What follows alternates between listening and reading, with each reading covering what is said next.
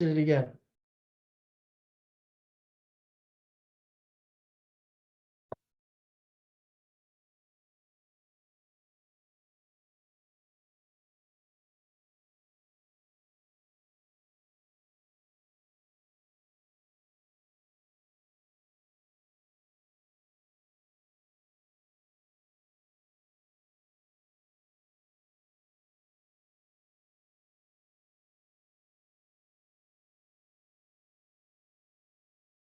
All right, folks, we'll be starting in just another minute. We have 63 in the room so far.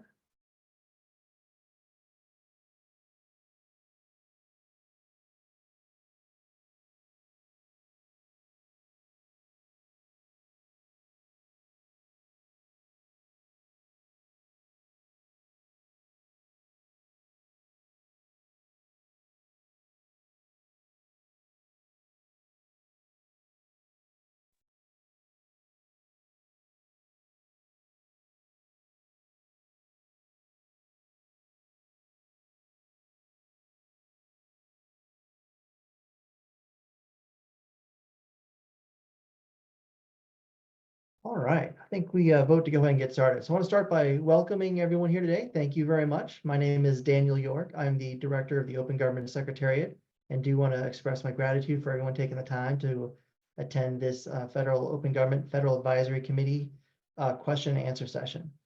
So with that, we can jump to the next slide. Quick agenda. So we're going to start with our general announcements, some opening remarks, have a quick briefing about what the Federal Advisory Committee Act is and what it does, and then some more specifics about how the Open Government Federal Advisory Committee will work. And then we'll have go through the questions we've already received and then open it up for general questions from everyone on the line. And with that, I'm going to turn it over to Jeremy Anderson and Laura Zachamary to walk through the general acknowledgements and how to engage. There we go. Take it away. Thank you, Daniel. Welcome to everybody to the Open Government Federal Advisory Committee public Q&A session. My name is Jeremy Anderson, and I am the Federal Advisory Committee Act Attorney for the U.S. General Services Administration. And I'm excited to be here today to discuss this important initiative with you. Just to get a couple of things out of the way real quickly, this session is open to the public and is being recorded. A copy of who attended this session, the agenda, the questions, answers, and the recording of the session will be posted to the publicly to the open.usa.gsa website. And a quick legal disclaimer: the purpose of this Q&A session is to encourage broad public participation. However, GSA does not intend to use any individual or collective opinions expressed in this forum as a guideline in the formulation of any agency policy or regulation. Okay, back to the program. The purpose of this Q&A session is to provide you with more information about the Federal Advisory Committee Act and to answer any questions you may have about the selection process, operations, general open government initiatives that the OGFAC will advise on. Just to cover some ground rules, I want to discuss our norms of engagement here. They're up here on the slide. First off, be respectful. We need to treat everybody with courtesy and respect. Number two, stay on topic. We need to stick to the purpose of this meeting. Let's just provide constructive criticism. If you disagree, constructive feedback is what we're looking for. Let's be concise. We have very limited time here, so we want to be able to stick to this timeline. We want to give everybody an opportunity to participate, so please don't bomb the chat or try and hijack this meeting. And please follow the facilitator's guidance so that we can do this in an orderly fashion. I'll now hand it over to Laura Zachamary with GSA's Open Government Secretariat to go over some meeting Zoom logistics and on how to engage with us during the meeting.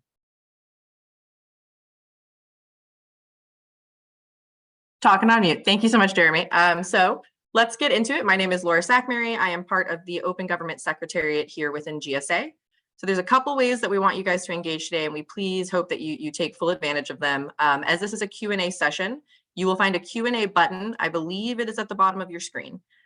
Please submit questions at any point in time right there. I do want to make you aware that your questions will be viewable to everyone, so just be aware of that. If you'd like to be taken off mute to ask a question, especially during the open Q&A session part where we're going to, have the floor open, simply use the raise hand feature and we will call on you and take you off mute.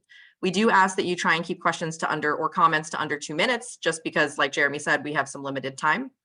As for the chat box, my team, the Open Government Secretariat, they will share links, comments, and anything of a logistical nature in the chat box there.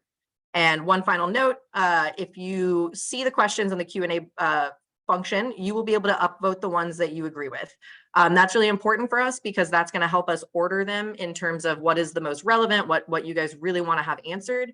So please do use that upvote option with the Q&A.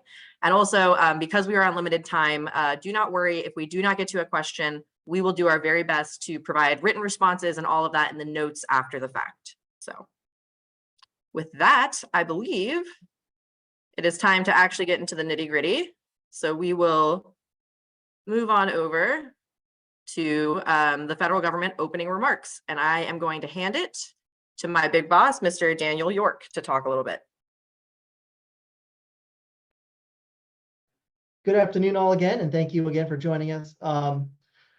So as I mentioned, I'm the director of the first ever U.S. Open Government Secretariat, which sits within the U.S. General Services Administration. I want to thank you all for being here today and to take a moment to briefly situate this situation within the broader direction of where we're going with open government. As many of you know, last September, as a part of the commitment to the Open Government Partnership, OGP, which the United States founded back in 2000, or was co-founded rather, back in 2011, we established the U.S. Open Government Secretariat under the umbrella of GSA to lead and oversee domestic implementation of our involvement in OGP. The Secretariat has a multi-part mandate. We're tasked with leading the federal efforts to identify, implement, and report on existing commitments outlined in the U.S. Open Government National Action Plans, and to actively collaborate with the American public and to help shape them. We're tasked with maintaining the engagement with U.S. civil society, members of state, federal, local governments across the country on the principle and values of open government, including transparency, accountability, and public engagement.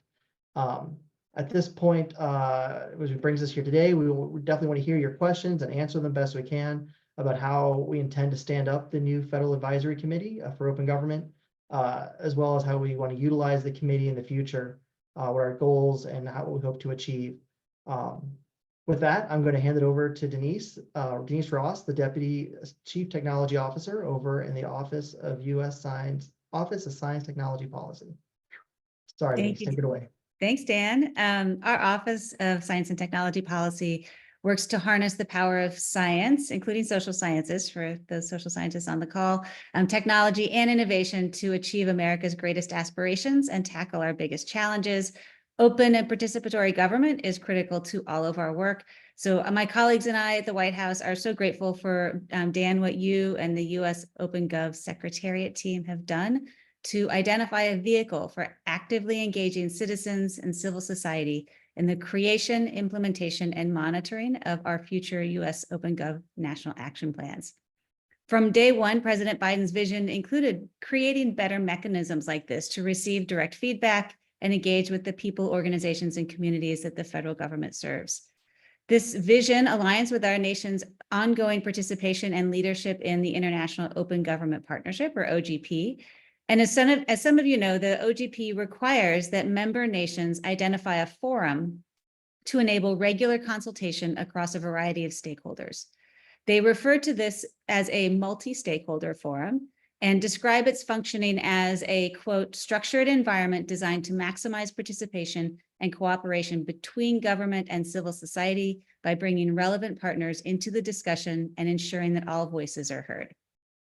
The configuration of these forums is different for different nations, depending on their unique government structures and relevant laws. And these multi-stakeholder forums also evolve over time. Speaking of evolving, I'm thrilled that as the U.S. heads into our 6th Open Government National Action Plan, we are developing a more robust and durable structure for dialogue between federal government and civil society. Fortunately, the Federal Advisory Committee Act provides a means for the U.S. Open Government Secretariat in GSA to establish and operate a type of multi-stakeholder forum for this purpose. We view GSA's OpenGov Federal Advisory Committee as foundational for building a federal government that's more transparent, accountable, and participatory. The most important ingredient in an effective and equitable federal advisory committee is its membership, and that's where all of you come in. I appreciate how GSA structured this call for nominations so that the advisory committee can draw from a broad range of expertise and lived experience that aligns with the OpenGov challenge issued by our international colleagues at OGP. So for this advisory committee, we're looking for people with expertise and lived experience related to domains such as access to justice, gender and inclusion, and digital governance on issues such as data privacy and AI. So with representative expertise like this at the table, a well-run federal advisory committee can be a fantastic forum to enable our democracy to deliver for the American people. Through the course of their terms of service, committee members can request briefings from federal officials to learn how different government processes work and decisions are made, and they get a chance to share their wisdom and expertise with these federal officials. This whole exchange occurs in the open, live streamed and recorded, typically with opportunities for broader public questions and comments. The advisory committee makes recommendations and the federal officials reply back with a reasoned response. All of this occurs in the public eye as well. One of my favorite elements of these committees is the collegiality and collaboration that occurs within the membership and across their constituencies. So this is truly a case where the value of the sum is greater than the individual parts. People I know who have served on other federal advisory committees describe it as a lot of work and also very personally and professionally fulfilling. They appreciate the opportunity to participate in making the federal policies that impact their communities directly. And I'll just close by saying how grateful I am that you all are present in this session today. And I encourage you to consider nominating yourselves for the committee and to think broadly about who in your circles, especially those who might not identify directly as an OpenGov person, would be a great fit for this inaugural OpenGov Federal Advisory Committee. And with that, I'll pass it back to Jeremy Anderson, who's the Federal Advisory Attorney with GSA, to give you the details on what we call FACA. Thank you, Denise. So this is just going to be a quick overview of FACA.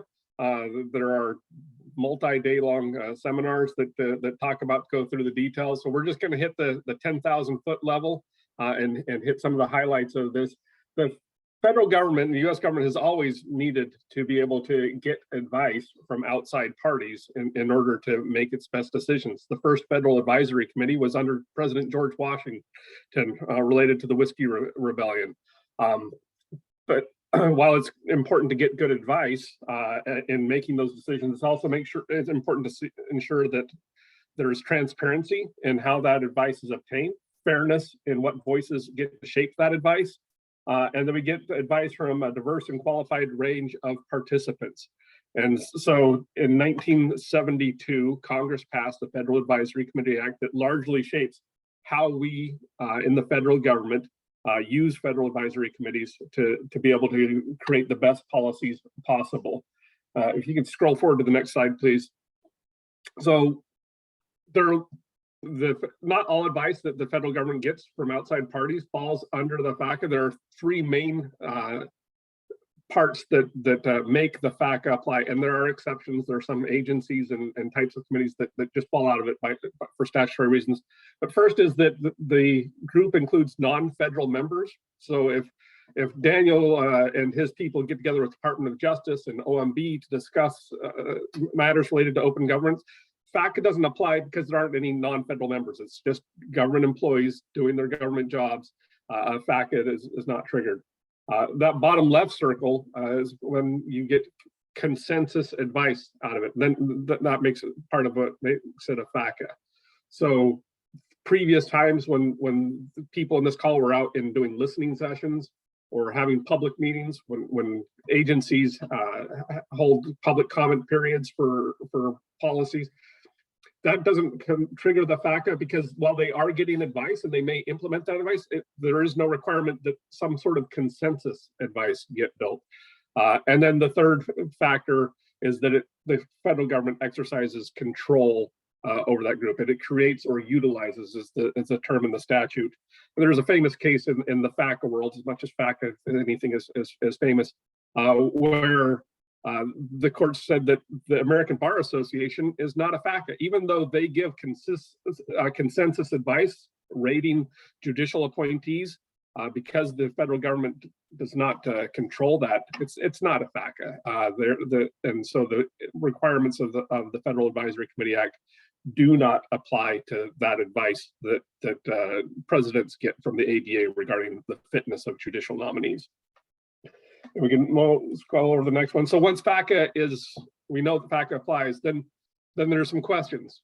First of all, how do we establish one? Some are established by executive order. Some are created by a statute. GSA has one regarding to secure clouds that Congress says you're going to do this one. And then some are made under the discretionary authority of head of an agency, including the GSA administrator, who authority is being used to create this Federal Advisory Committee Act. Once we know how it's established, who can be on it? Well, lots of options, and that's one of the great things about the fact is we're able to draw from a broad spectrum of people. Federal employees obviously are part of it, but then we have people who get appointed as special government employees, people who just have expertise, and we bring them essentially on staff, make them quasi-governmental employees with a special status, and they're able to participate. And then representatives of industry or trade groups or advocacy groups are able to participate, and they make up the core of what is done. Each agency that has multiple federal advisory committees has a committee management officer, and our committee management officer for GSA is on this call, Ms. McKenzie, and then there's a designated federal official, somebody who's designated as part of the standing up of this Federal Advisory Committee to kind of be in charge and take care of all the day-to-day work that needs to be done. As part of standing this up, there's public notices and stuff that the requirement that the statute requires. A charter is going to be filed with GSA, and notice is given to Congress. We put notice in the Federal Register, and GSA collects data about what that committee does, how much it costs, who's participating, and what the contact information is for everybody in it. And that is available to the public on GSA's Federal Advisory Committee website. Anytime there are public meetings, we're going to give 15 days notice in the Federal Register, and there's notice given before any action is taken. We can just move to my last slide here.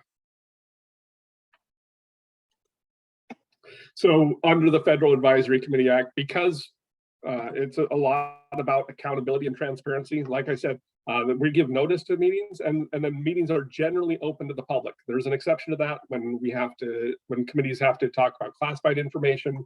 Sometimes they deal with proprietary information related to companies or firms that are involved in areas that they're advising on.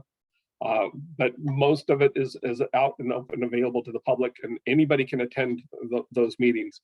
And then those records that are created and are part of the committee's work, they're available to the public under Section 10B of the Federal Advisory Committee Act. Don't have to request them under the FOIA, like most government records. You have to, or that's the best way to get. They can be requested separately under the FACA, and there is a right to those. And then just one final thing that's not on the slide that is a key thing is that as part of creating that consensus advice, it just doesn't go on a shelf someplace and therefore get ignored or get set aside. The agency that runs that FACA has to respond to that advice. Even if they don't necessarily follow all the advice, they have to address it and come up with the reasons of why they are or are not going to move forward with any counsel that committee puts forth as part of that consensus advice that they create. Jeremy, before you move on to our next speaker, there was a question in the Q&A box from Danielle Wallace. I don't know if you can see the Q&A box or not, but this might be a good time for you to answer that, given it's relative to it's related to what you're talking about now. Okay, so this is Daniel Wallace. This is the notice of the GSA's Federal Advisory Committee stated that there may be meetings that are held as closed sessions. On what basis is OCFAC meeting not open to the public? Will the agenda for closed meetings be published in advance? Will records of closed meetings also be available to the public? So we don't anticipate currently any closed meetings, but it is within the realm of possibility. If we're talking committee meetings, subcommittee meetings are not necessarily open to the public. They can be, and there's a difference between open to the public and an open meeting. Technical difference, but we don't anticipate there being closed meetings. But if there is something where we need to discuss classified information for some reason, members of the committee, or there's something that involves personally identifying non-public information that needs to be discussed, those meetings would be closed. But it's not going to be just because we don't want you to know what's going on. That's not the purpose of this meeting. As I recall, it's actually the administrator, the GSA administrator is the only person that can authorize closing a meeting to the public. It has to go all the way up to the top. Correct. It's not something that is going to be done just randomly. It's got to be one of those key things, and the administrator is the one who can make that decision. Alexis, I don't, it looks like you're trying to answer the question, but I don't know. Oh, maybe. you Just meant it. capturing it for the record. Great, thank you. All right, great. I think that's all the questions related to your section, Jeremy. Thank you. Thank you. And so with that, turn it back over to Thanks, Jeremy. This is Arthur. It's going to yes, pass you. Arthur. Yes. Okay. Good afternoon. My name is Arthur Brunson. I will serve as the designated federal officer for the Open Government Federal Advisory Committee. One of the things I'm going to talk about today is do an overview of the OGFAC, which is the Open Government Federal Advisory Committee, and what it does. So let's start with the purpose of the Open Government Federal Advisory Committee. GSA's Open Government Secretariat supports ensuring a more transparent and responsive and inclusive federal government. This is largely done by providing channels for members of the public to regularly engage with their government.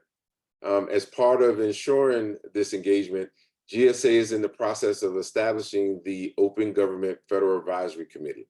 This committee will advise GSA's Open Government Secretariat in its endeavor to increase the public's access to data, to better advance equality, engage the public in the regulatory process, make government records more accessible, and seek expert advice on open government things such as access to information, anti-corruption, civic space, climate and environment, digital governance, fiscal openness, gender and inclusion, justice, media freedom, public participation, and improving the delivery of government services and benefits.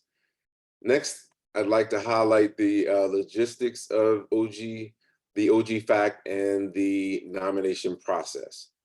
So as part of the operations, the OGFAC will operate in accordance with all provision of the Federal Advisory Committee Act, which we just heard from Jeremy, the FACT attorney. These meetings will be open to the public, and information on how to attend all of these meetings will be available on the GSA's Open Government Secretariat's website, through social media, and will be posted at a minimum 15 days before a scheduled meeting via the Federal Register notice. Written public comments will be accepted to the committee, and oral public comments will be permitted when the agenda allows. Term and appointments. As you are aware, GSA is currently seeking nominations for the OGFAC. The OGFAC shall be comprised of no less than 10 members and no more than 20 federal and non-federal members, with a strong background and expertise in such areas as policy, management, academia, technology, law, state, federal, local, and tribal governments, independent associations or councils, and appropriate industry sectors. All members will be appointed by the GSA administrator. Members will serve 1 to 3 year terms. So it could be a 1 year term, a 2 year term, or 3 year term. No member will serve more than 6 consecutive years.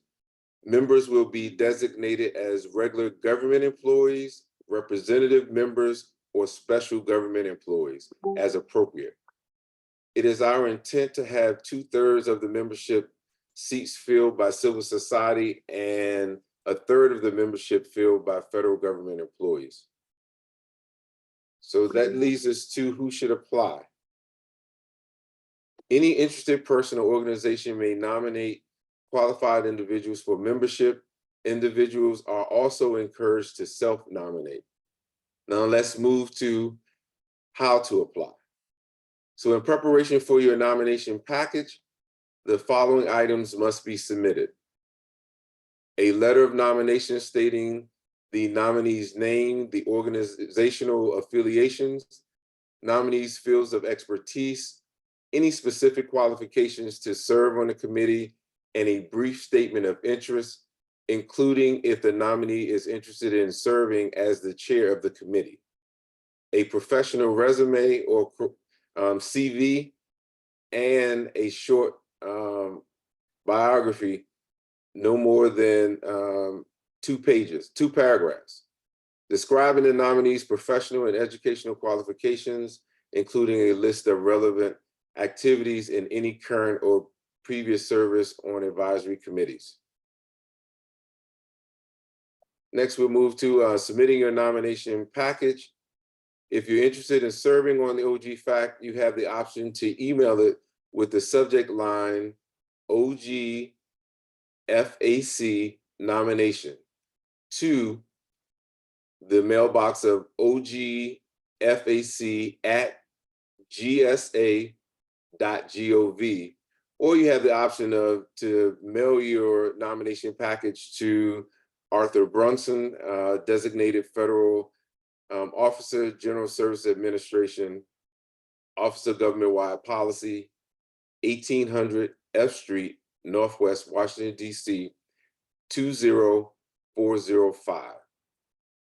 As a reminder, nominations are due by May 28th, 2024. If received after this date, we will do our best to accommodate depending on where we are in the process. And that's all I have for the overview of the Open Government Federal Advisory Committee. And I think I turn it over now to Laura for the pre-submitted questions. Thank you so much, Arthur. So I think for many of you, when you registered in the Zoom, you saw the little thing that said, please, please, please send your questions in advance. That is going to be something that's going to be ongoing. It is very useful for us to get questions pre-submitted just so we can tackle them, get the right people in the room to answer them. So we do very much appreciate those of you that sent in questions prior to the meeting. So we are going to go through those pre-submitted questions first, but please do continue to populate those questions you have in the Q&A. We are going to get to those during the public Q&A portion right after this. So up first, let's see. So this is, we kind of group these together, right? Some things are thematic, right? So this is questions 1, 2, and 3.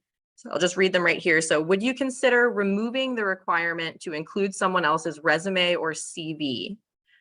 This was from another public participation session that we had. The next one is related to, is there a page limit for resumes or CVs? And how much published experience is necessary to apply?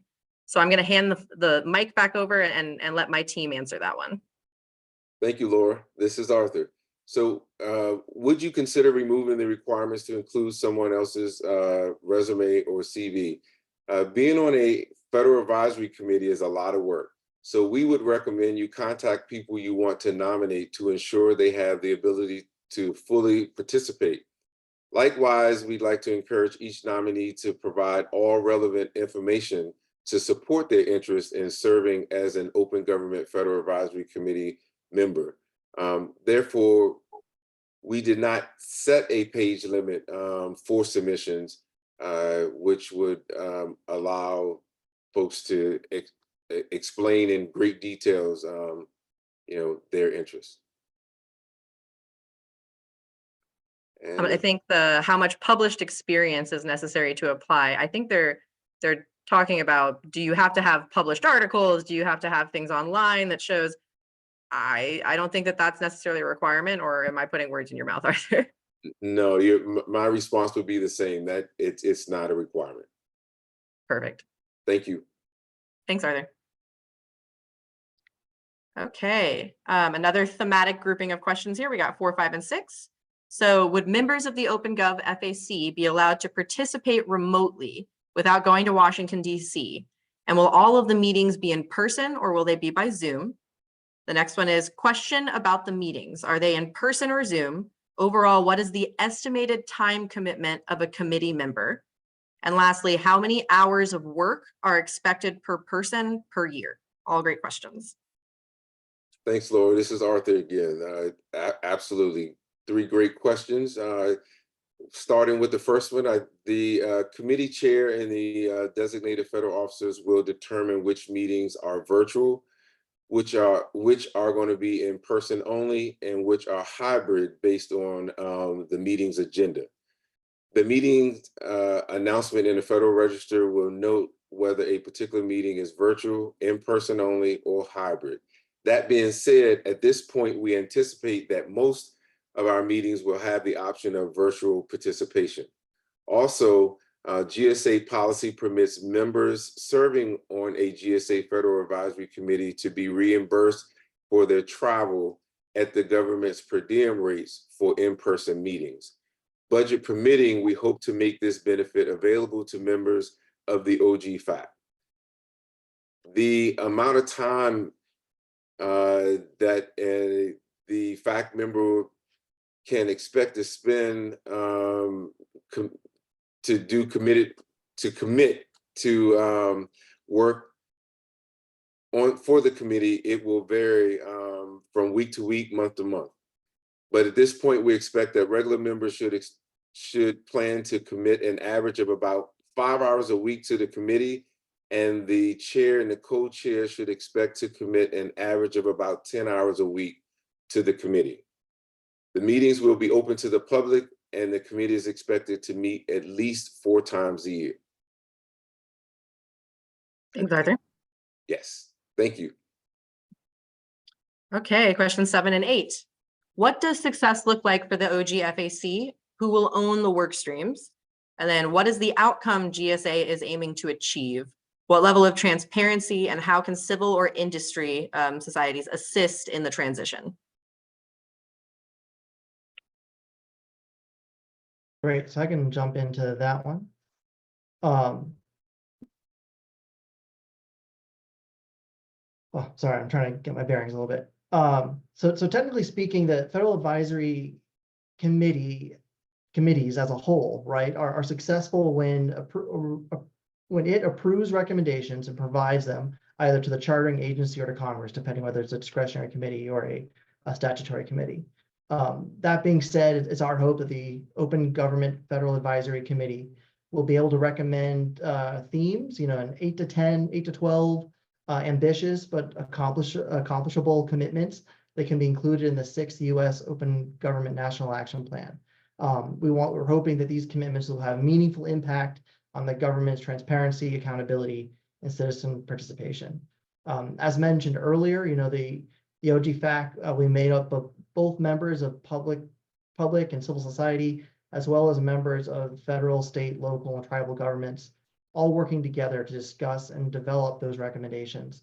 The OG-FAC will take input from a number of members of public through the public comment, through the being able to speak at these meetings, as well as they can ask, as Denise said, ask federal officials to come in or other experts to come in and brief the committee on specific topics so that they can make those recommendations as informed as possible. Ultimately, the success of the Open Government Federal Advisory Committee will depend on the ability of the stakeholders to work together to achieve those common goals. This will require open communication, mutual respect, and a shared commitment of transparency and accountability. I think I covered both. Okay, thank you, Dan. Just checking to make sure there's no raised hands anywhere. Okay, moving on. Question 9. Would a performance and efficiency service level agreement, otherwise known as an SLA, be part of the discussion? Yeah, I mean, at this point, it's hard to tell. Like in the open government recommendations, I mean, yes, conceivably, the recommendations the open government Federal Advisory Committee develops could include a recommendation for creating service level agreements or minimal performance standards around some open government service. But at this point, they haven't even been nominated, more or less appointed. There hasn't been a committee, so it's hard to say what those recommendations will entail. But in theory, they could include SLAs, yes. Awesome. Thank you, Dan. Number 10. What work, financial, or other personal reporting will advisory committee members be expected or required to do? And I've got this one, Laura, Jeremy, the attorney again. So the personal reporting will depend on the status of the committee members. Special government employees, or SGEs, are required to file confidential financial disclosure reports. The OGE, Office of Government Ethics Form 450, allows the committee leadership and agency to evaluate potential conflicts of interest. Current federal employees or RGEs on the committee would simply continue with the disclosure requirements at their own agency and then provide a copy of those forms to committee leadership.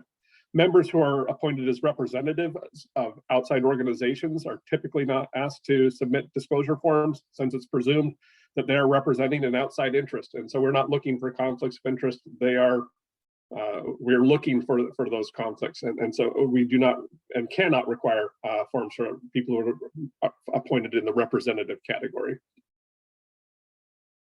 Great. Thank you, Jeremy. And then question 12 is, to what extent can tribal governments participate as appointed members of the OGFAC? So while a tribe itself is not eligible to be appointed as a member in the Open Government Federal Advisory Committee, its individual members of tribal governments may be eligible to serve as appointed members of the committee. So there is no restriction based off being a tribal leader from being appointed, but we would not appoint the tribe, but a representative of that tribe would be eligible for appointment. Awesome. Thank you. And then question 13, would I have to be based in the US or, well, actually, so mine's reading funny. Oh, wait, Jeremy, I'm sorry. We're on the slide deck. So this is pre-submitted question 12. So it says, for current government employees, you have to be a certain GS level to be considered for membership of the OGFAC. Perfect. Yeah, thank you. So this, and there is no GS grade level requirements for government employees who wish to be considered for the Open Government FAC.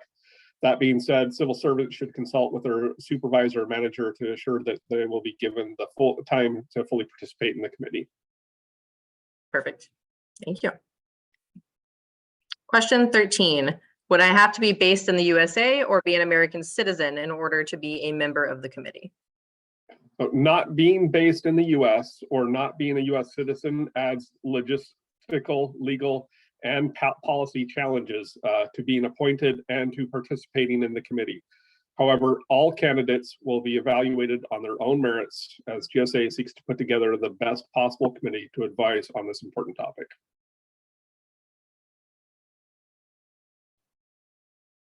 Okay. Dan, are you good if I start opening up the Q&A section and we start looking at, let's see, we have some that have been answered. Do you want me to start at the bottom? Do you want me to start at the? I'm trying to answer them as I can, but they often come in quicker than I can type and spell check.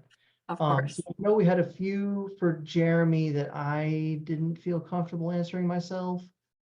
Let me just scroll to those real quick. Sure. If you want to help facilitate this, that'd be great, Dan.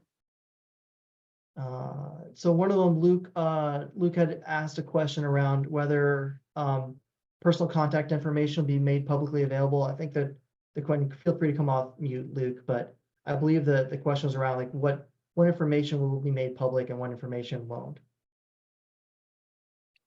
In terms of PII specifically, I believe.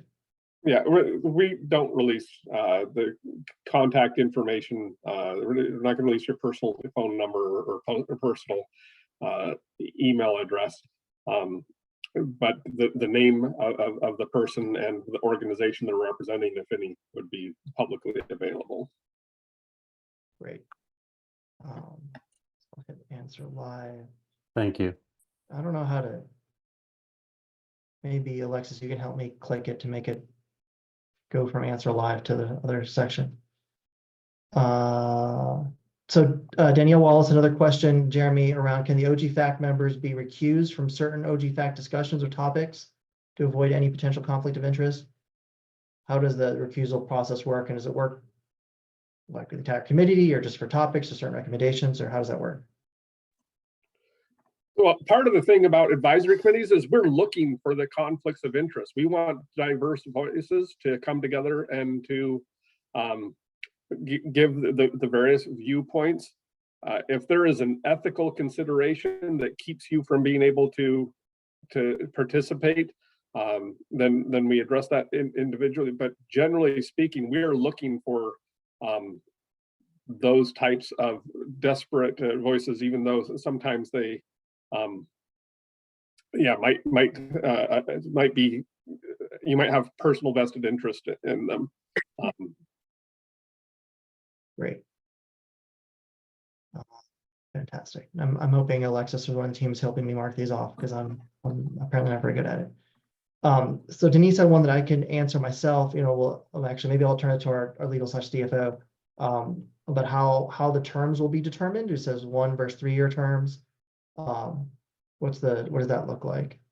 Or is there a process you're aware of, Jeremy, for like who gets a 1 year term, who gets a 3 year term, et cetera? So it's generally discretion of the DFO, but we try and set it up so that we have staggered appointment of new people, so that a year from now we're not reappointing everybody, or 3 years from now we're not reappointing everybody. So those staggered ones at the beginning, we just try and do the best we can to do the fairest way of getting these staggered terms, but it's going to, and we'll consider availability. If somebody says I can only serve for a 1 year term, that puts them at the top of the list of people who end up being 1 year appointees. But if people want to be 3 years, then that's under consideration. But it's all done with a view of getting together the best committee possible, and what's in the best interest of putting together the best advice we can get. Fantastic. Can we assume that former government employees will be treated as public? I think that's a solid yes, right? That's correct. Excellent. What does a typical week or month look like? I don't know if we know yet. So Robert's got a question. Maybe it's for, I'll switch over to Arthur about what a typical week or month looks like for the committee. Are there things you would expect the committee to be doing?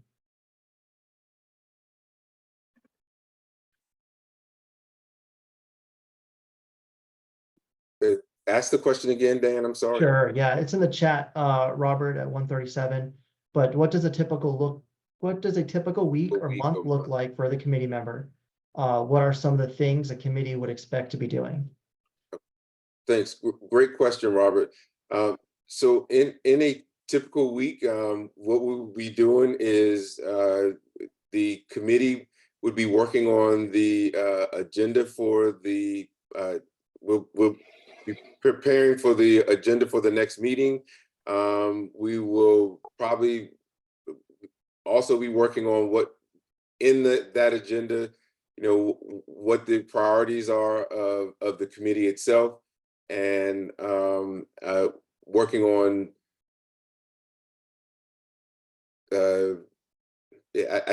most of it will be us planning for whatever work we're intending to do. The committee comes up with that these are the priorities that they're going to be working on, how we're going to accomplish those, and making sure that We're following all of the committee as a whole won't be making sure, but the DFO, myself, would be making sure everything the committee is thinking about doing is including the FACA laws, that we are following all of the guidelines for it.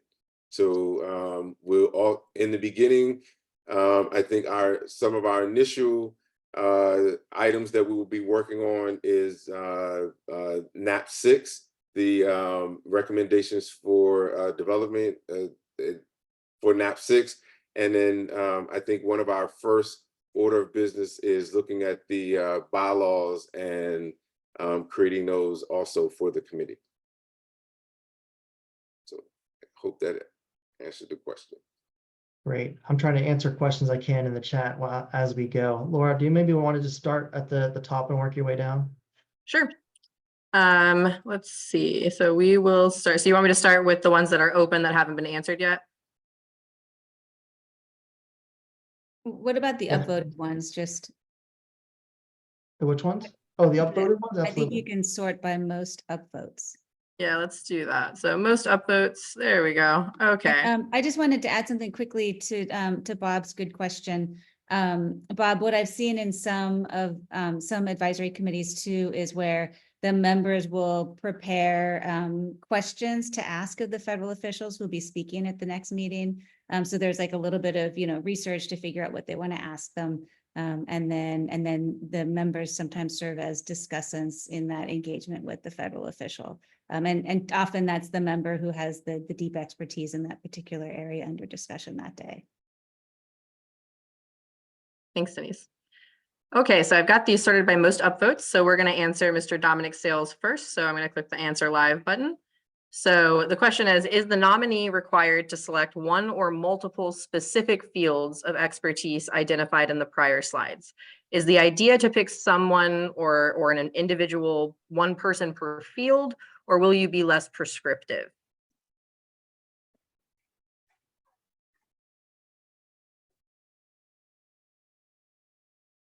Dan, I can take this one if you'd like. Go for it. Sure. So if you have the expertise in multiple fields, why would you hide that? We would love to hear all of your expertise. So you're definitely not going to get in trouble for saying that you worked in digital governance, but then you also moved on to something else that's very relevant to OpenGov. So we do impress upon you to give a wide berth of your experience. You will not be that's a great thing. Is the idea to pick one or more individual per field, or will you be less prescriptive? I'll be honest, we are waiting to see who we get, what we get. We have selection criteria that we're going through and all of that. Not a perfect science right now. So we are trying to figure out how we can have the most robust FAC that we can. So obviously we don't want 5 individuals that are in law and justice, and we don't want 6 individuals that are in digital governance, right? We do want to make it a little bit more diverse.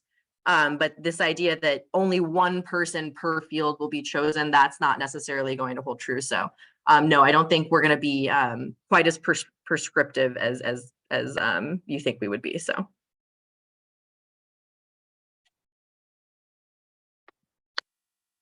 Okay, the next one, I believe Dan is typing an answer, but I will say it outright.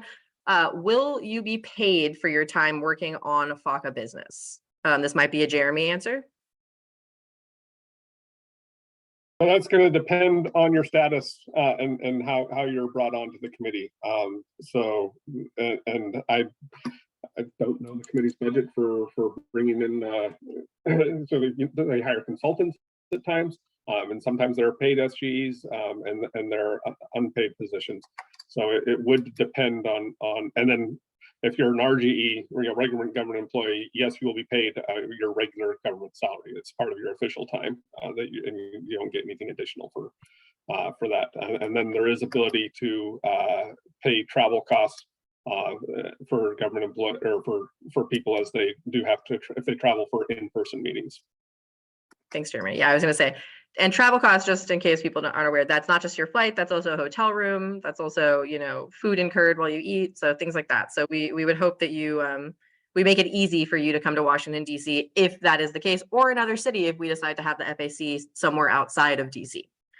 The next question comes from Luke Pretwell. Will personal contact information be made publicly available, and what specifically must be public? Dan, would you like to answer that question live? Yeah, I think that's the one I asked Jeremy earlier, and I tried to say answer live and it didn't work. Okay. But to Jeremy's earlier point, you know, Pete, we don't make PI information available to the public. Obviously, your name, your position, et cetera, will be, but that's all public information to begin with. Okay. Laura, this is Arthur. I just want to make you aware that Steve Buckley has his hand. Oh, okay, great. Would someone who's a co-host, because I'm screen sharing, mind taking him off mute for me?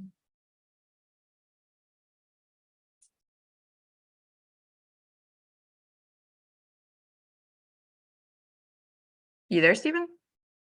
He's still on mute. There he goes. Okay, thank you very much. Hi. Yeah, first, I'm not sure if it's a typo, but I saw that an answer that Daniel gave to Susan Piotrowski about when the OpenGov FAQ will begin work. And Daniel, you said early fiscal year 24? 25. I'm a dummy. Okay, I'm in which- 24. And Apologies. for, yeah, okay, good. And for others, that means the fiscal year starts on, let's see, October 1st? October 1st. Yep. Okay, so yes, that would be in English, it means plain English, it means sometime after October 1st of this year. Right, okay, Correct. thank you. But that wasn't the question though. The real question was looking at the charter, is that a draft charter, or I thought I read something in the questions or something about that it's not set in stone because there's like, and it, you know, seemed like there was about 12 different little boxes on that chart. And when President Obama launched the Open Government Initiative in 2009, there were only 3, and it was transparency, participation, and collaboration. And then in 2011, or when the Open Government Partnership was created, it became transparency, participation, and accountability, even though there wasn't any formal announcement why that was changed. Then, and since then, every once in a while I'll see transportation, participation, and then a slew, you know, like inclusiveness or some other, or equity or environmental justice. And it's like, so it just seems like it's kind of like, I guess I'm concerned that when you have like 12 things that go out there, that even though I feel that transparency, participation, and accountability could cover almost anything or any aspect of government, that by adding other little niches, that they become co-equal with transparency, participation. So is that a draft, or is that written in stone, or can you explain where those 10 other or whatever, several other items, topics, I guess, or came from? That's what I was. So there's 10 items, there's 10 OGP challenge areas that we're looking to focus our themes around for the next National Action Plan. And actually, maybe I'll ask Jeremy or Mackenzie, but I don't believe there is any public comment on the charter itself, right? The charter is written or approved by the GSA administrator, but it's the bylaws that are actually created or approved by the committee itself. Is that accurate, Jeremy? That is correct. Okay. So I think that answers the 2 questions that Stephen had posed. Yeah, thank you. It will be interesting to see how 10 play out versus 3.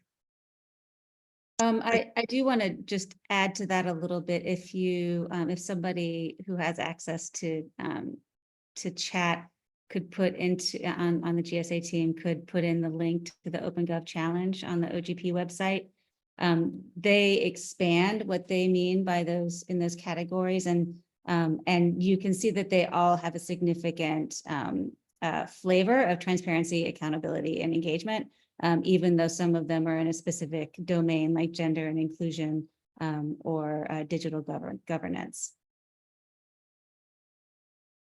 Thank you very much. And just to add a little bit to that, especially because of the U.S. leadership in the Open Government Partnership Steering Committee. One thing we wanted to do is make sure that we're aligning our international participation with our domestic activities. So that's one way to do that. Thanks, Denise. Our next one that got upvoted was from Mr. Daniel Schuman, and he asked, can you discuss to what extent, if any, FAC may communicate recommendations to Congress? And I'm going to hit answer live.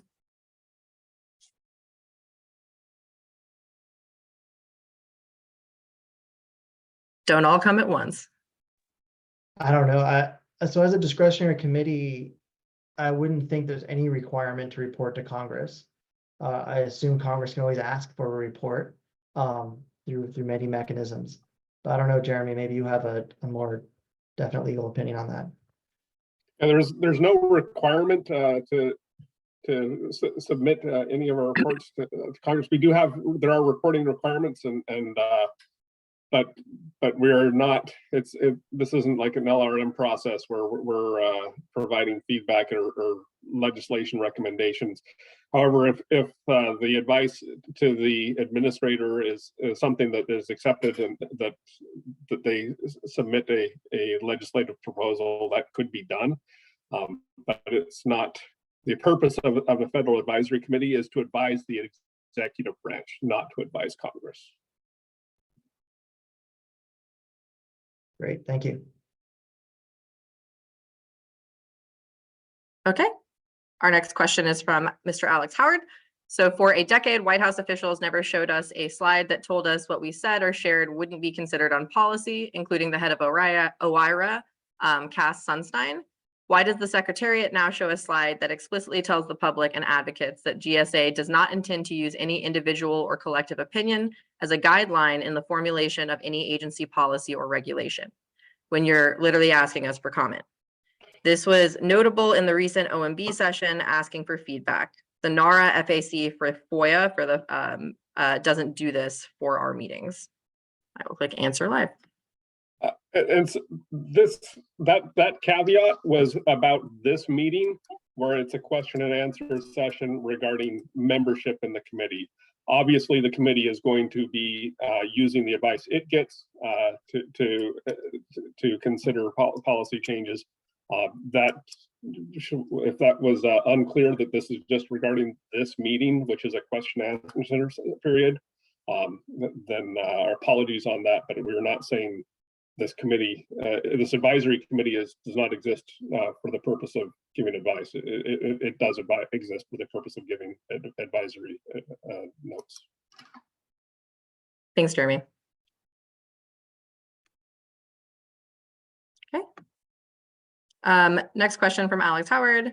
As the White House said for 5 years, U.S. national action plans are intended to be living documents, and the administration plans to add additional commitments. If you have suggestions for new initiatives, share them with opengov@osdp.gov. Why is the Biden-Harris administration refusing to revise or add new commitments to a new NAP 5.5, as the Obama-Harris administration repeatedly did?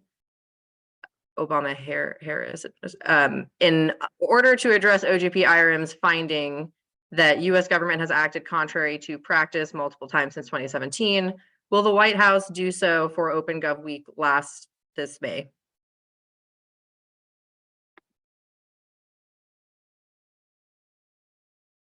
Oh, there's a lot to unpack there. I don't know, Denise, did you have some text perhaps?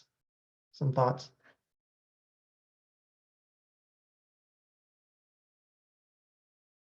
Sorry, I don't have easy access to the Q's and A's. I don't think I'm understanding the gist of that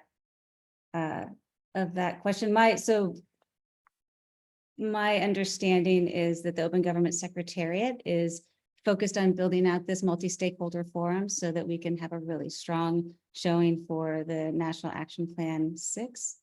And that's where the focus is going, is on implementation of the NAP 5 while we build the infrastructure for NAP 6. I know that the public sees some of the efforts to stand up this federal advisory committee in these public meetings.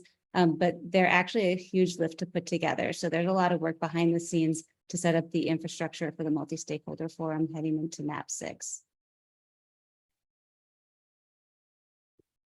Great, thank you so much. Just make sure I hit done on that one, and then I have refreshed it, so we are back to looking at the most upvoted. So this one has 2 upvotes. It is from Luke Fretwell. RE, personal contact information, I think we already did this one, made publicly available. What specifically must be public? Yeah, we did that. We did that, thank you. Okay. Actually, maybe 3 times. Yeah, I think we've done it 3 times. Okay, so Robert Graddick, would membership in this committee cause any conflicts of interest with other federal interactions or relationships we may have, including but not limited to role as PI on federally funded research? I don't know, Jeremy, you're the conflict of interest. I mean, potentially, I guess is maybe the easiest answer. I mean, there's some lawyer somewhere who can come up with a great conflict of interest story. But the idea behind it is we get diverse voices coming from various interests. And so while possible that it could create a conflict, we are looking for a variety of voices. And if you have other federal interactions or other federal relationships, then and you can bring that experience to the table, that's a great thing as far as the advisory committees go. So is it possible? Yes, but it's generally not a concern when it comes to these types of committees. Great. Thank you so much. Let me hit done. There is one in the answered section that I wanted to get to, Ms. Courtney Gibbons. So she says, and this got a lot of upvotes, so what norms or processes are in place to ensure that no one voice dominates a FAC meeting? And so I put the answer to that myself, but basically, well, first, the committee agenda itself is set by the DFO and the committee chair, right? So the agendas are set, those are publicly put out for public notice. Every committee meeting will allow for a written comment back. And those written comments go part of the public record that are then posted publicly. Meetings that allow for oral public comment, which we hope to be most at this point, but given that the committee's not set up yet, it's hard to predict. Oral public comments be limited to 3 minutes per person per meeting.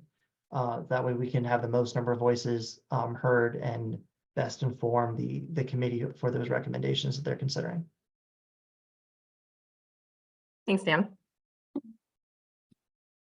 Dan, are there any ones in the answered section? I know you typed answers so people can see them, but is there anyone that you specifically would like to hit on? No, we had a couple. Obviously, I'd said FY24 instead of FY25 and FY24. I fixed that in the chat. I fixed that. So. Thank you. Most of the other ones were sort of specific. No, I mean, nothing I wanted to type on. Okay. Then Dan, with that, I'll hand it over to you. Are there any other specific questions you'd like to answer right now?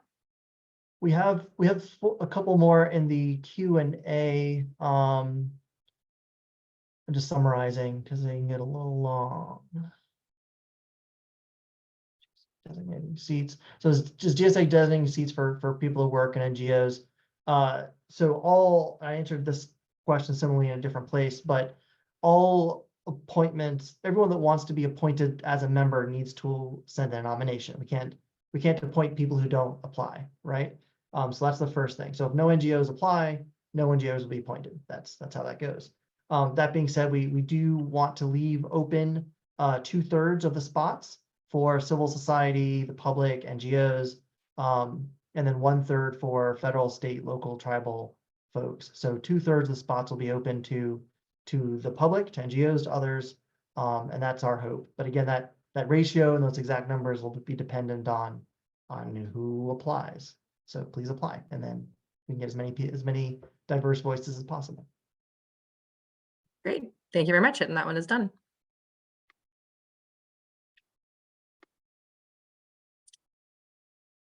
I'm also reading through these. Yeah. So will the GSA administrator have the authority to approve or turn down OG-FAC recommendations?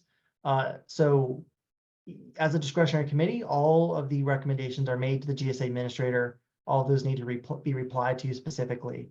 Our hope is that through the collaboration within the committee structure, having 2/3 be non-government and 1/3 government, we can come to some pretty agreed upon recommendations as a part of that committee process. But at the end of the day, yes, the GSA administrator has the right to not accept a recommendation, particularly those recommendations that might be cross-agency, right? The GSA administrator doesn't have the authority to force the attorney general to do anything. I'm sure most of you are already aware, but to the extent that we can have those recommendations be both ambitious and meaningful, but also achievable, would be the end result that we'd be looking for. Thanks, Dan. So Jennifer just posted one in the chat. I don't know, Alexis, can you put a link to the meeting record page for this meeting? So on the meeting record page is the presentation we went over, the agenda we went over, a one-pager that Laura and the team put together about how to apply. And then eventually the meeting notes will be posted there from this meeting, as well as the video of this meeting will also be posted there. Hopefully in the next week has been my average. It looks like Alexis has it in the meeting chat for you. Thanks, Dan. And to the point about having a clear understanding of the work, I think to go into that a little bit, we don't want to tell you what the work is. The whole point of the Federal Advisory Committee, right, is that once it's established, that you guys really get to dictate with the government, work with the government to figure out what the focus is going to be, where we're headed, what the commitments are, what do we want to do for the National Action Plan. So as much as we'd love to give you a resource that says exactly what the work is going to be, I think some of that will be dictated by the actual members of the FAC. Did I put my foot in my mouth there, Dan, or is that correct? That sounds right. Yep. Okay. So Alex had another one from a moment ago about who will chair the FOIA FACA, but I think he means who will chair the Open Government FACA, and will the civil society be a chair or co-chair? So people not be willing to be nominated for co-chair as a part of the nomination process. So one of the things we ask for in the nomination package is if you want to be a co-chair, a chair of the committee. And so depending who answers will then again depend who's actually selected. So if you're interested in being a co-chair or a chair for that matter, please indicate that on your nomination package. Our hope is to have a very strong chair that embodies those ideas that you mentioned there in the question, Alex. I believe we have another one from Danielle Wallace that has an upvote and is very recent. So can GSA confirm that the OGFAC will not discuss source selection information or contractor proprietary information during any OGFAC public or private meetings, to include working groups or subcommittee meetings? So I'm going to hit answer live. I'm guessing that's a Jeremy question. Yeah. So public meetings, yes, that's not going to be the case. That's one of the reasons why we close meetings, is when there is that type of private information, source select information, contract proprietary information, classified PII. We close meetings for those purposes. There is the possibility that there could be a subcommittee meeting or working group meeting where people have to sign NDAs and agree to not release information that we need to consider in order to come up with our best recommendations. I don't know of a situation where that could be the case, given that this is about open governance, but it could potentially happen in a working group or subcommittee meeting, in which case the people who are going to be handling that information will be instructed, and we will take the necessary steps to keep private information private. Thank you very much. Great. So we have one that came in a moment ago from Alex. Why would the White House, National Security Council, Domestic Policy Council would they be able to reject drafted commitments? So that the drafted commitments aren't submitted to the White House. Draft commitments are submitted to the GSA administrator, who then accepts or rejects commitments. I don't know, I guess that answers the question. Obviously, the White House, however, is the one that then writes the National Action Plan, or the White House plus GSA. Obviously, the White House is involved in the writing the National Action Plan, as well as the State Department and other agencies that are affected by those commitments. So it's going to be a team effort at the end of the day, but the actual recommendations themselves are made to the GSA administrator.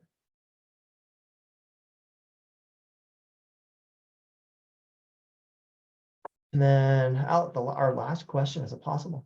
Our last question is from Alex from 1:50 p.m. He asks is why wouldn't the OG-FAC be involved in co-creating the new challenge commitments? So the initial focus of the OG-FAC will be on NAP 5. The purpose of the OG-FAC to begin with will be just to help, NAP 6, excuse me, will be setting up in themes and commitments for NAP 6.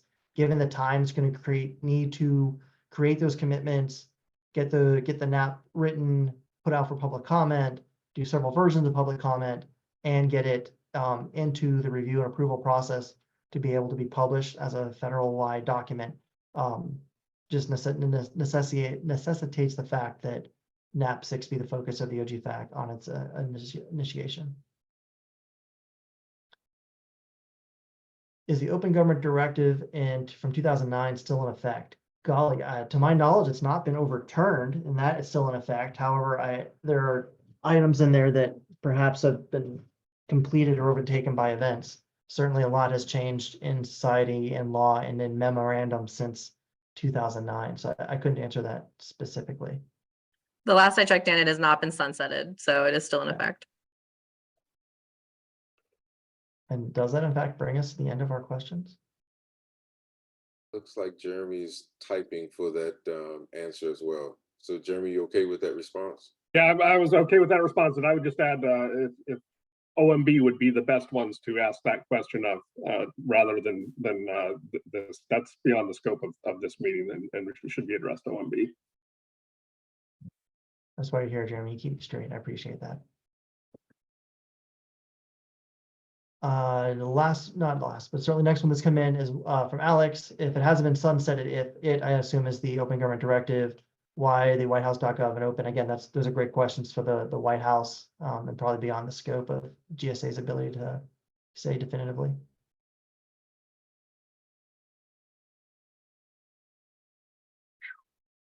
All right. Any more Q&A? Or if you'd like to raise your hand, we do have Raise a your couple hand, minutes, come off right? So. mute.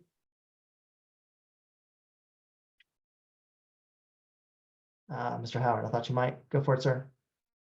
Yeah, thank you for taking all of these questions. Thank you for posting transcripts. Thank you for posting video.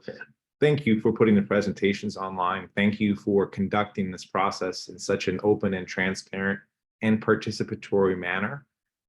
I just wanted to personally thank the Secretariat for putting up with this many questions with this much specificity and answering them live on screen. I think you're a model for how to do this better. And I hope that next time before one of these meetings, you consider using Polis or an ideation platform. Remember IdeaScale from over a decade ago, or similar kinds of things so that we can vote up questions ahead of time. As opposed to doing it in the moment. I know that there are real concerns about any singular voice dominating a meeting or any questions otherwise being pulled in. I'm hyper conscious that I have put lots of them myself as someone who has a lot of interest in this area. And it's very important to me that going forward, you all think about how to use technologies to enable people to do structured participation in a way that ensures that the questions people really want to have answered are the ones that get asked during these live moments when we have you all on camera. And I want to, again, thank you all for coming here, particularly Denise, who's been working in the space for a long time. I know it's a very challenging space to be in, and the context couldn't be more important. So thank you all for that.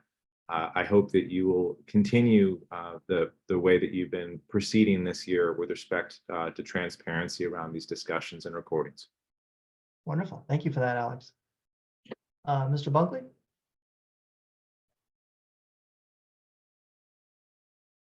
Okay, thank you. Yes, I want to echo what Alex just said about appreciating all the work you've done to set this up and to be good listeners and so forth. So that's what open government is supposed to be all about. And I appreciate that, walking the talk. He did, Alex also mentioned, he reminded me that a previous platform called Idea Scale was used. Actually, it was back in 2009 when, right after President Obama launched the Open Government Initiative, and thousands of people, really thousands of people, used it and provided their ideas about how to improve open government, including myself. And I was going to go back and find the 4 ideas that my killer ideas for open government, but up until a couple of years ago, it had been available. But I was hoping that maybe there's some lessons to be learned about what worked and what didn't work in the past, and I think that worked very well. So if and I believe GSA was in charge of it at the time. At least it used to be as OpenGov .ideascale.com, not .gov, OpenGov ideascale.com, and GSA I know they had separate agency idea, so you could find one for GSA, but I'm hoping it's archived someplace. So anyway, I just wanted to point that out. But thank you very much for having this all together, and for but getting back to the lessons to be learned, that's been in this effort's been open and around for 15 years, and there are plenty, having been involved all that time, there are plenty of, oh, if only we didn't do that, things might have turned out better. I'm glad to see that the FACA, that a Federal Advisory Committee is finally going to be set up. So that's great.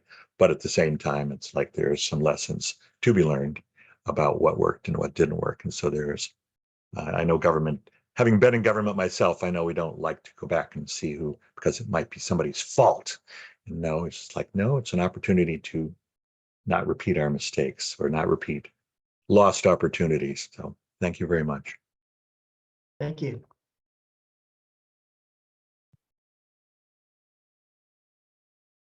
Okay, Dan, there is one more question in the chat if you'd like to answer that, and then I think we can move on to closing remarks after that. Sweet. All right. Oh, golly, time does fly when you're having fun. Actually, we have Justin Magruder has his hand up as well. Oh, great. Oh, Okay. sorry, Justin. Go ahead. Hi, good afternoon. Thanks for having us. I put a couple of questions in the Q&A that are more technical around getting to the standards and solutions, and would be quite interested in talking about those at another time. What I'm thinking, having been a data professional, if you will, for the last 30 years, I'm thinking about the massive body of knowledge that exists in industry who are currently unaware of this initiative. And so my question is, do you anticipate there being a way to tap into those organizations that exist across industries? And I'm speaking in particular about finance, because that's where I came from before I came to work with government. Will it be open enough, given the committee structure, to encourage that kind of participation? Absolutely. I would invite you to send this information to all those folks you know in every industry. I think at my last count, it was darn near 1,000 folks we had touch points with, just to let them know about this meeting alone. But obviously that's a small drop in the bucket compared to the number of people we could have reached.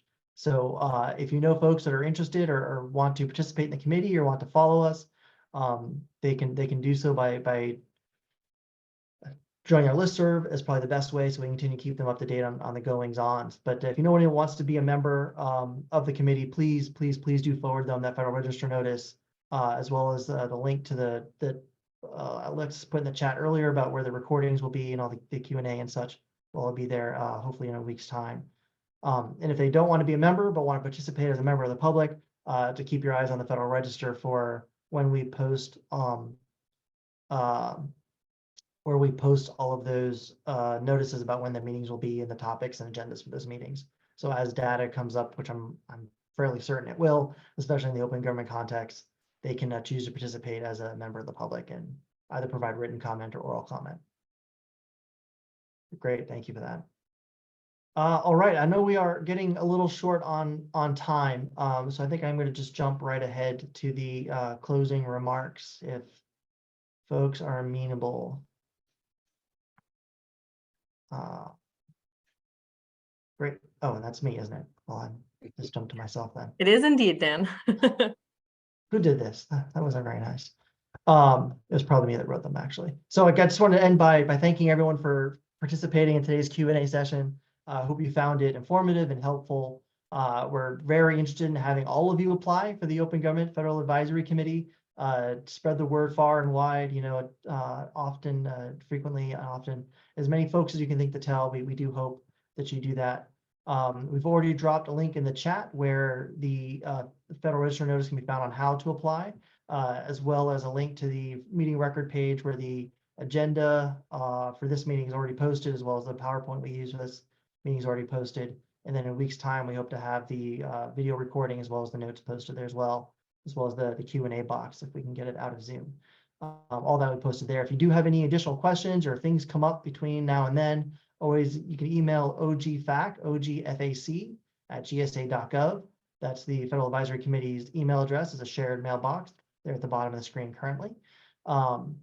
And we appreciate you all. So please do apply by, I believe it's May 28th, Tuesday, May 28th. And we hope to see you then. And with that, I bid you all adieu. Thank you all. Thank you so much, everyone. Thank you.